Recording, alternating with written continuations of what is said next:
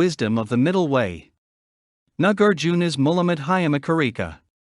Translation and commentary by J. L. Garfield.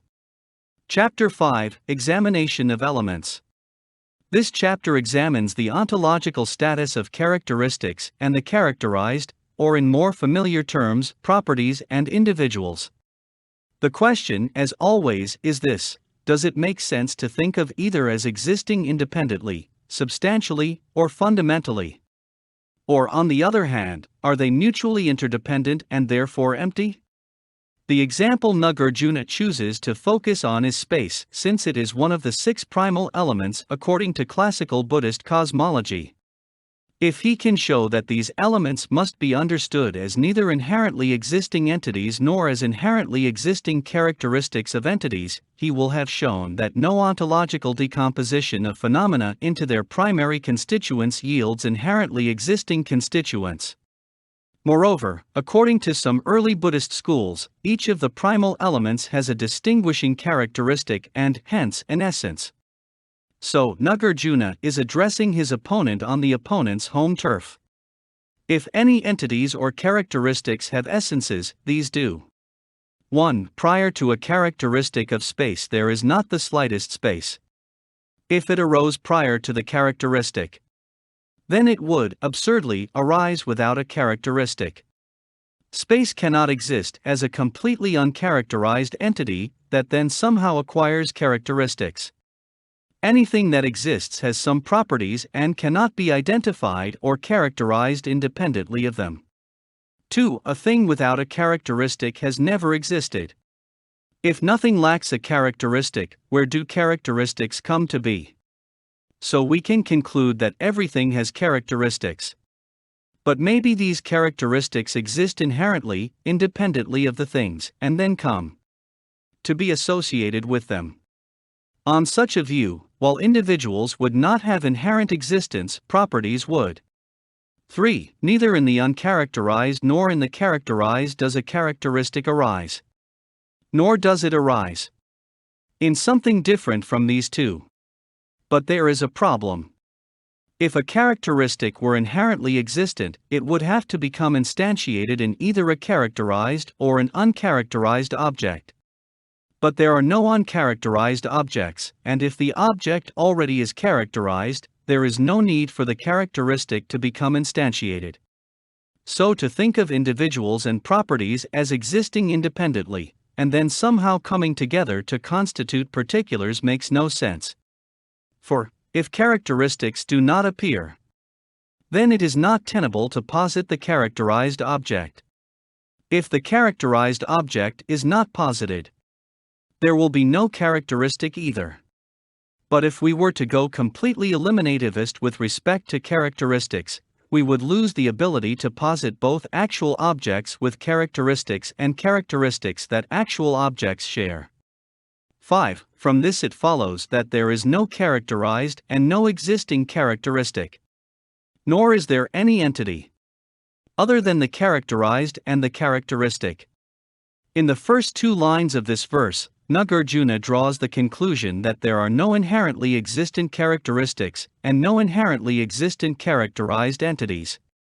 Entities and their properties are mutually dependent and, hence, empty of inherent existence. But this does not mean, he emphasizes in the final 2 lines, that there is some other ontology of inherently existent basic types that could replace them. Indeed, particulars can be thought of as characterized entities, with characteristics, but this does not entail the independent existence of entities of either of those types. 6. If there is no existent thing, of what will there be non-existence?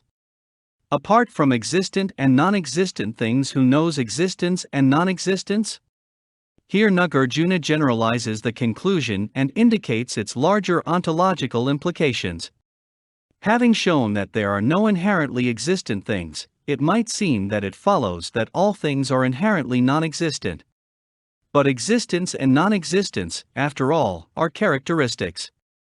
So it follows that neither existence nor non-existence can be said to exist independently, and hence to characterize inherently anything.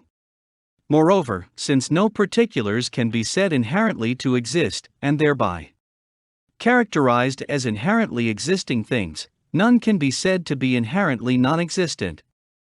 Existence and non-existence are hence themselves dependent, relative characteristics. It is, of course, important to recall that this entire dialectic is aimed at non-relative understandings of existence and non-existence.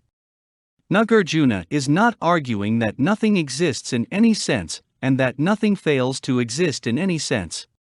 Rather, he is arguing that nothing exists in virtue of instantiating an independently existent property of existence. Similarly, things do not fail to exist in virtue of instantiating the property non-existence. 7. Therefore, space is not an entity. It is not a nonentity. Not characterized, not without character. The same is true of the other 5 elements. Nagarjuna now returns to the example at hand to sum up the conclusions of the chapter. Things cannot be analyzed ontologically as particulars existing independently of their properties. But this does not mean that individual things do not exist. They do not possess independently existing properties. But this does not mean that things are all propertyless. 8. Fools and reification who perceive the existence and non-existence of objects do not see the pacification of objectification. This is the soteriological import of this discussion of fundamental ontology. If one reifies phenomena including such things as one's own self, characteristics, prominently including one's own, or external objects. And if one thinks that things either fail to exist or exist absolutely, one will be unable to attain any peace. For one will thereby be subject to egoism, the overvaluing of oneself and one's achievements and of material things. One will not appreciate the possibility of change, of the impermanence and non-substantiality of oneself and one's possessions. These are the seeds of grasping and craving and, hence, of suffering. The alternative, Nagarjuna suggests, and the path to pacification, is to see oneself and other entities as non-substantial, impermanent, and subject to change, and not as appropriate objects of such passionate craving.